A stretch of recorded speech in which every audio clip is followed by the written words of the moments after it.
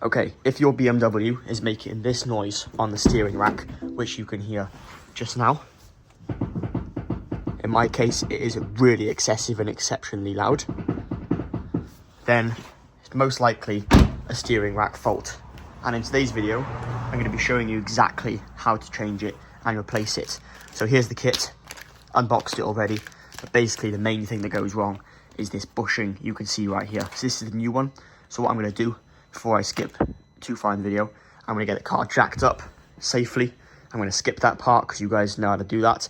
And then I'll show you once I'm underneath the car and once I've removed the bottom under tray with the 8mm bolts all round. And then we'll resume when I start fitting this. If you guys are new around here though, I make loads of videos on my M235i. So I'd appreciate it if you'd consider subscribing to the channel and also giving the video a like if you found it helpful. Okay, so the car is now safely jacked up. It's on the jack stands and the ramp, so it's all safe. I've also removed the under tray, so I've now got full access to the underneath of the car. So I thought I'd just talk you through these parts. So basically, this here is kind of your obviously socket to undo the cap. Now this is the cap here, this is the new one, but you can see it's got a 3 kind of prong on the end of it. So basically, super easy to fit. That just goes in there and then you connect whatever kind of socket will fit on that one, looking like kind of a 19 or 20mm one that'll go on there. This is obviously your new bushing, and as I mentioned in the previous video, which I'll link in the top right hand corner now, which if you guys want to watch it, it's a new and improved one. They've upgraded it and it's very firm, so I'm interested to see the wear that will happen to this one when I take it out to see how bad it is. Not too sure what these are for. I heard they're like kind of steering gaiters, but I haven't seen many people fit them, so we'll look into that a little bit more in depth in the video. Inside this spring there is a rubber grommet that goes on top of this hole to basically stop any debris and everything going inside of the housing.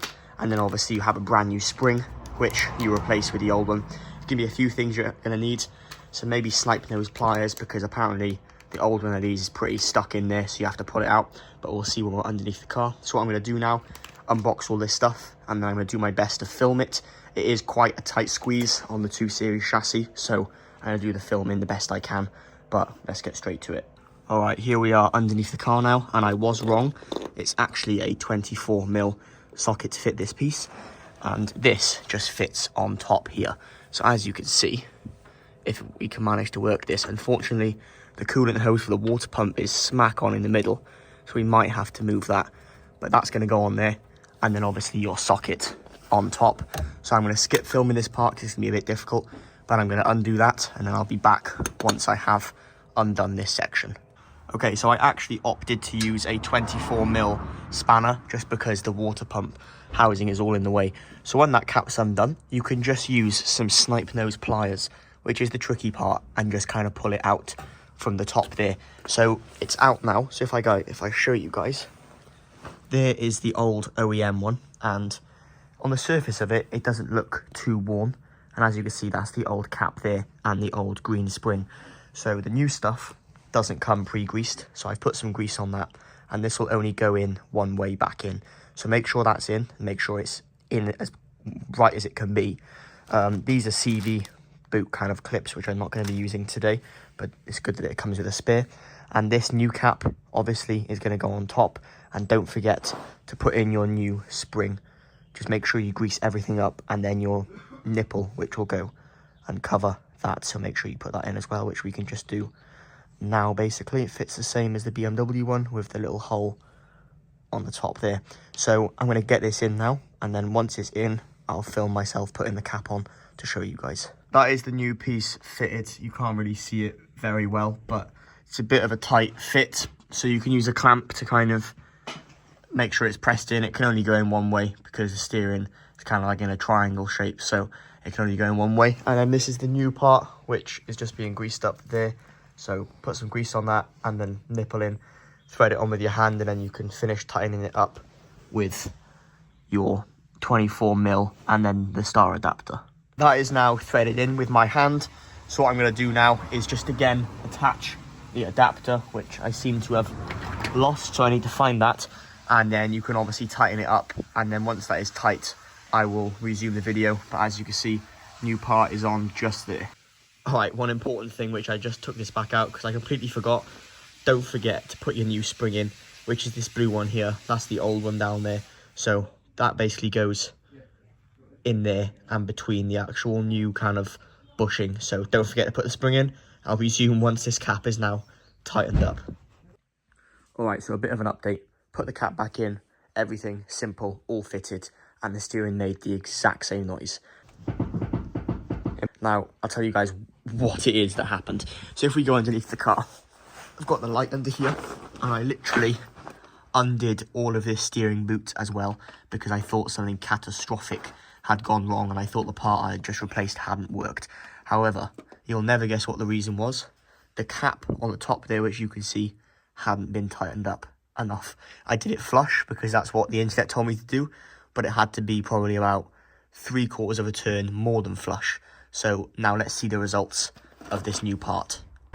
Bear in mind, I saw a lot of kits online for like £100 plus, and I didn't really want to pay that amount, so I opted to get one on eBay, which I'll leave the link in the description. It was £20 here in the UK, and it's for the 1 series, 3 series and 4 series, and it says not compatible with the 2 series. However, if I show you guys the new sound,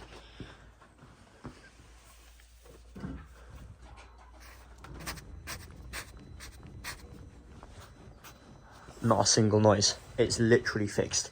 So what I'm going to do now is put the under tray back on, get the car all ready and roadworthy. We'll take it up the road and we'll see if the noise is gone and when the car's on the ground. So I'll skip to that part and I'll see you guys when that's done. Okay, so the car is all ready to go now. The problem might still be there. We haven't 100% confirmed yet until it's test driven on the road. So we let the car warm up for a minute or two. We'll take it for a drive then, and I'll touch base with you guys on the drive, and hopefully the problem's fixed. If it's been fixed and I've done this for 20 quid, then I'm going to be over the moon, because this noise on it was driving me insane. So let's get straight to that part. Alright guys, we are back in the car now. I'm going to put the car in sport mode so I get the highest steering feel, so like where it's at its stiffest. And as you can see now, when I come to move it, absolutely no play. And if I turn the engine off, so the steering isn't on, you'll be able to see, obviously with the ignition on so it doesn't go steering lock, you can see that this now makes no noise. Listen. So much better. So the car's back in the canopy now, under shelter. One thing I will just say is we have some of the old stuff here. This is the old bushing, which is now obviously going to go in the bin because it's no good. And this cap right here is the old cap. Now, one thing that was really important, I did this up tight until the knocking stopped, and this is where I made a mistake, and I want you guys to stay tuned to listen to me here, to hear me out. So this is the cap, which you obviously tighten up. The spring goes inside as well.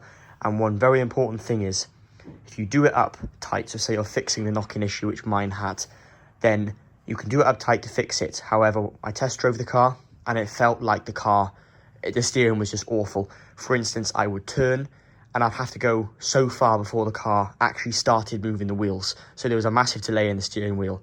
And the result was that this cap was done too tight. So it can kind of vary on what car you have, depending on the mileage. So in my case, this had to be flush with the actual steering rack itself. Now what I had to do, it was kind of a 2-person job. I had to have the car on the ramps. I had to have someone in the car moving the steering wheel while I was underneath, tightening this up with the 3-pin tool, moving it probably by millimeters at a time until the knock had gone. And then we dropped the car down, test drove it, and the steering drove perfectly and there was no knock. So there's a very fine tolerance, and I hope you guys don't make the same mistake I did and you managed to do it correctly. But there we go. That's one tutorial on how to fix your steering rack issues on your BMW. So if you guys enjoyed the video, I'd really appreciate it if you can subscribe to the channel. Also give the video a thumbs up and leave any comments you have down below, and I'll do my best to answer them. And thank you guys so much for watching. Stay tuned for more content on this M235i.